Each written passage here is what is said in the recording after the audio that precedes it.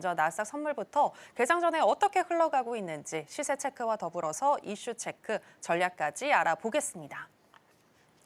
네, 나스닥 선물 차트 살펴보시겠습니다. 3거래일 연속 하락했던 나스닥 선물, 오늘은 저가 매수세가 유입되는 모습인데요. 일봉상 빨간불을 켜고 있습니다. 우상향하는 기조가 나타나면서 10시 33분경에는 21,332포인트 선까지 터치를 했고요.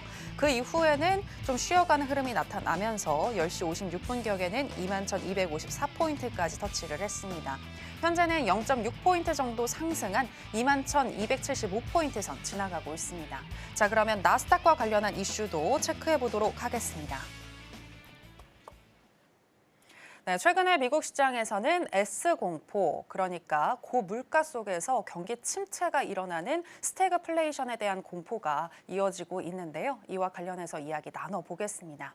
마스터님, S공포를 우리가 포착할 수 있는 그러한 지금 지표들이 좀 나오고 있는 것 같은데 일시적이다, 아니다, 여러 의견들이 있습니다. 마스터님은 어떻게 보시나요?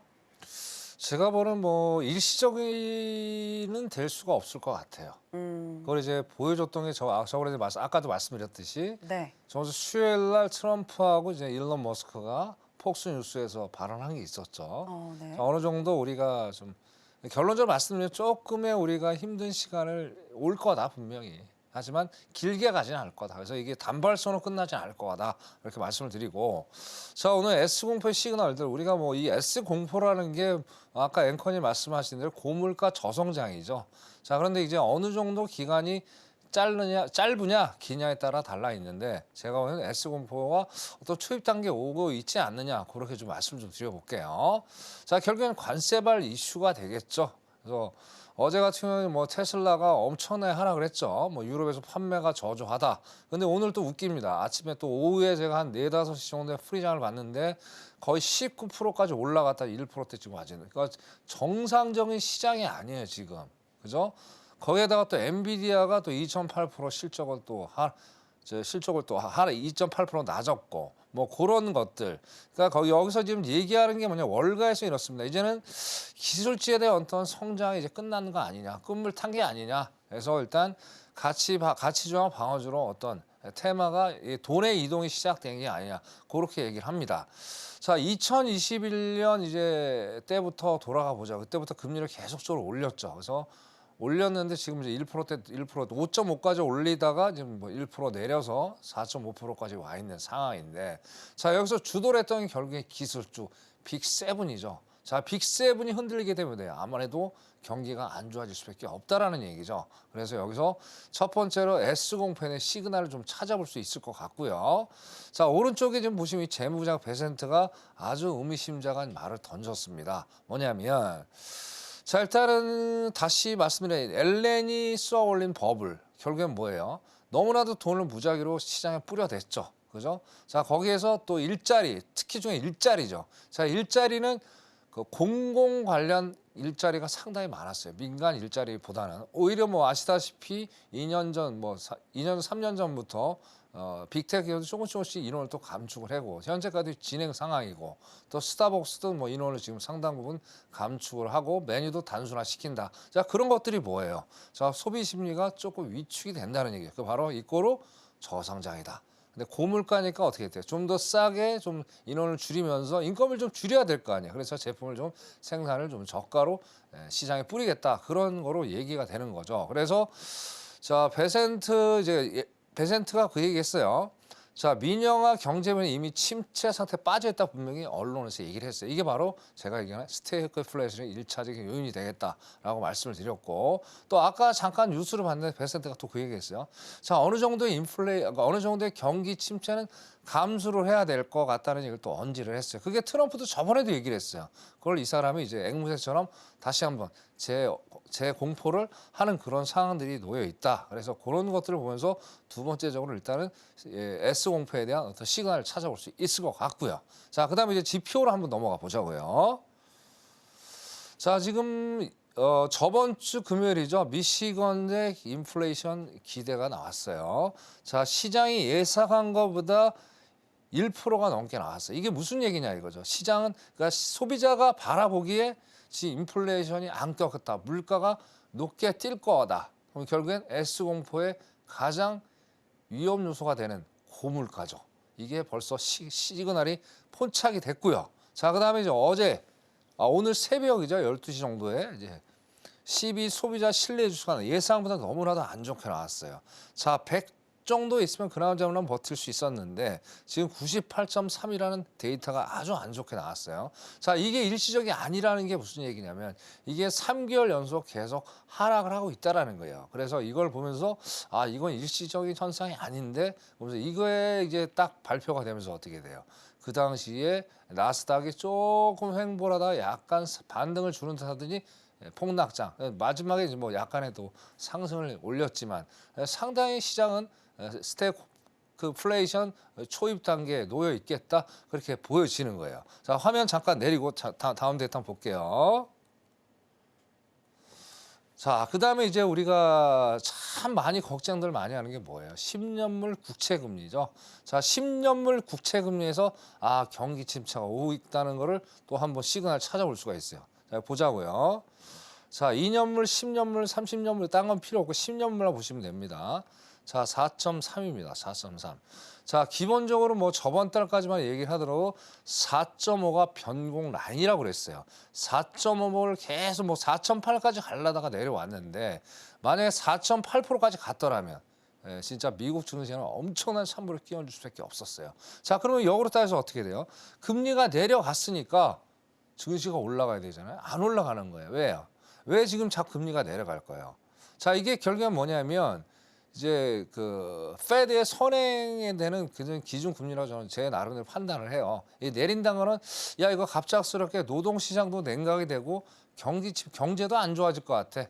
빨리 금리를 내려야 될 것 같다. 미래 선행을 주는 그런 기준 금리가 아니냐. 그래서 따져봤을 때 6월 달에 뭐 아까 앵커님 말씀하신 대로 금리 인하 가능성에 더 배팅을 했다는 얘기는 결국 빨리 금리를 내려서 경제를 좀 활성화시켜라. 미리 이제 선 조치를 하는 게 아닌가 그렇게 보입니다. 그래서 지금 골드로 몰렸던 돈이 또 어떻게 돼요? 지금 채권으로 와 있어요.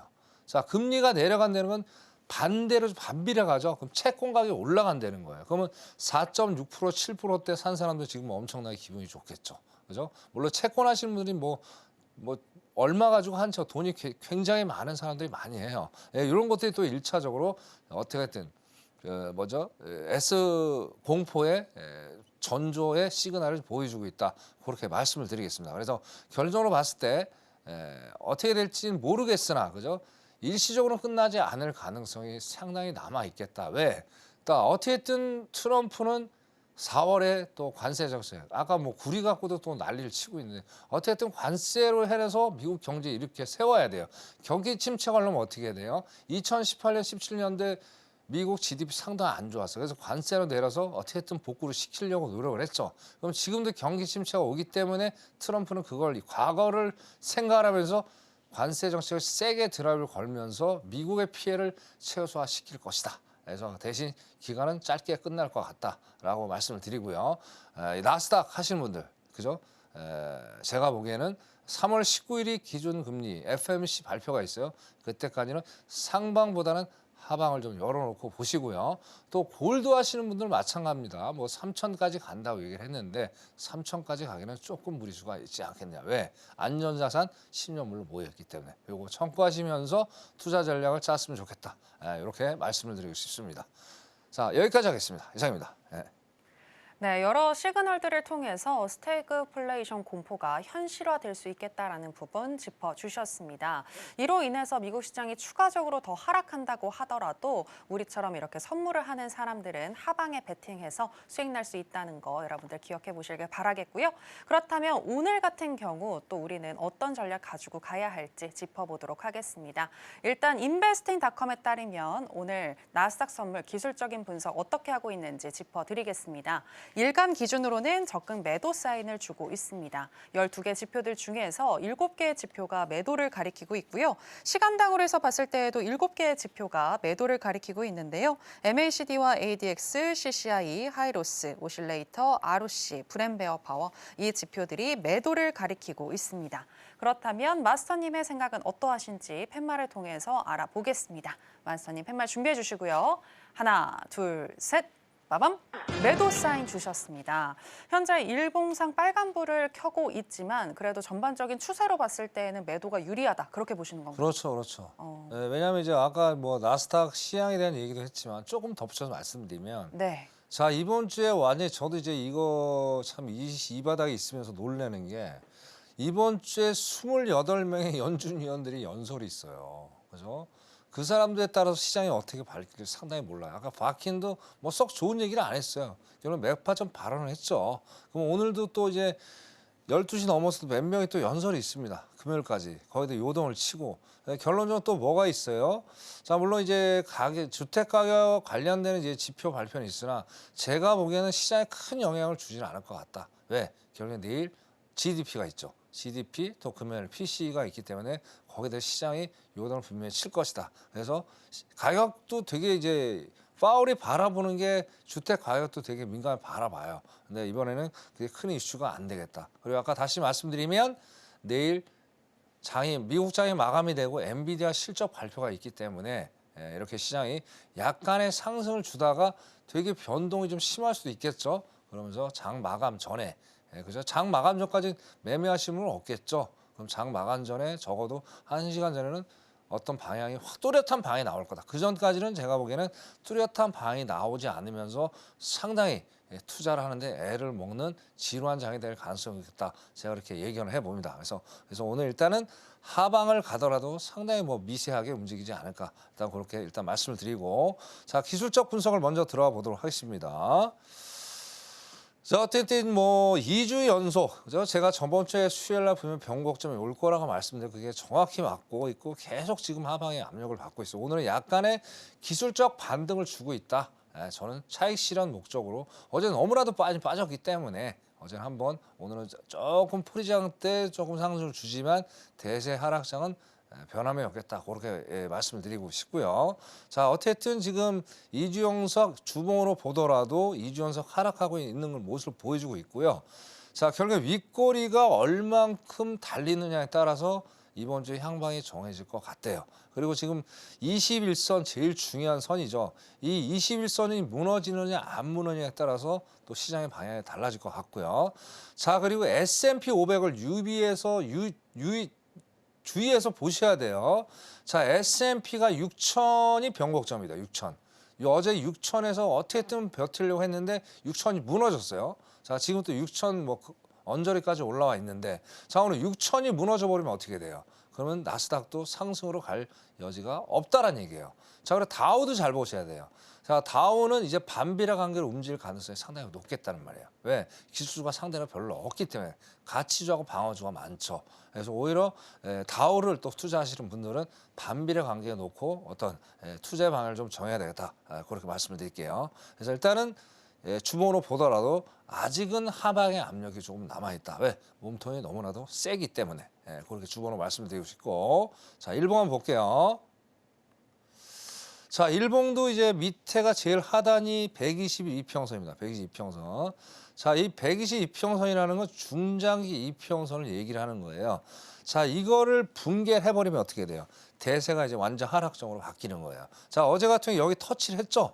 터치를 하다가 밑꼬리가 달리면 난 여기까지는 더 이상 내가 양보할 수가 없어. 그러면서 다시 세력가들이 약간은 밑꼬리가 세게 달리면서 위로 끌어올리는 그런 상황들을 연출을 했단 말이에요. 자, 그러면 오직 딱 중간에 걸쳐 있어요. 지금 일봉이 어디로 갈지. 근데 가만 보면 윗꼬리가 좀 세게 달리면서 지금 양봉이 만들어지고 있으나 자, 여기서 추가적으로 제가 보기에는 122평선까지 세력가들이 레벨 테스트할 가능성이 상당히 높겠다. 다시 말씀드리면 여기까지 가는 시간들이 상당히 지루하고 손절을 또 짧게 가져가시면 오히려 역풍을 방향은 맞더라도 역풍을 맞을 수 있는 그런 아주 오늘 힘든 시간들이 될 가능성이 높겠다라고 판단합니다.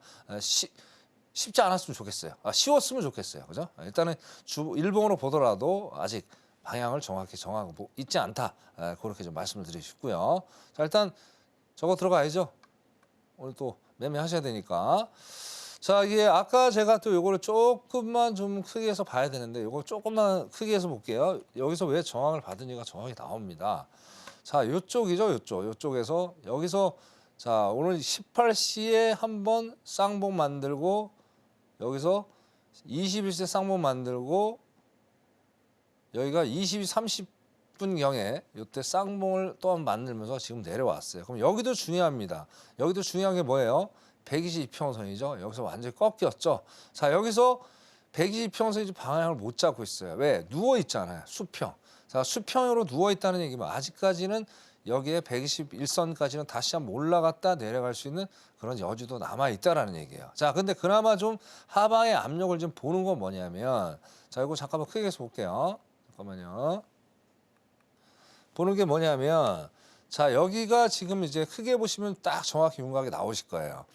자, 일단은 21선, 61선이 우하향을 하고 있는 걸 우리가 눈으로 정확히 확인할 수가 있겠죠. 자, 그럼 21선이 밑으로 우하향 쫓아와주고 61선까지 같이 누워버리면 어떻게 돼? 이게 정확히 역별이 만들어진다는 거예요. 그럼 내려오면 당연히 120선까지도 장기적으로 봤을 때 꺾일 가능성이 상당히 높겠죠. 근데 아직은 상방입니다. 지금 플러스 5.0이기 때문에 아직은 상방을 좀 열어놓지만 장기적으로 봤을 때는 하방으로 갈 여지가 충분히 있겠다. 그렇게 말씀을 드려요. 그래서 자, 일단은 진입가를 좀 드릴게요. 자, 21280이 되겠네. 21280. 21280 쪽에서 일단 저항이 만들어질 거로서 보여주고요. 21280 잠깐만요. 요거 꺼놓을게요. 자, 21280 정도. 여기서 저항을 받아줘야 됩니다. 저항을 받아주면 21280에서 손절을 조금 여유 있게 잡으셔야 돼요. 오늘 진폭이 좀 셀 수 있다 분명히 말씀드렸어요. 그래서 여기서 21280에서 매도 포지션으로 진입해서 수익을 내실 것을 권장을 드리겠습니다. 네, 나스닥 기술적 분석 여기까지 하도록 하겠습니다. 이상입니다. 네.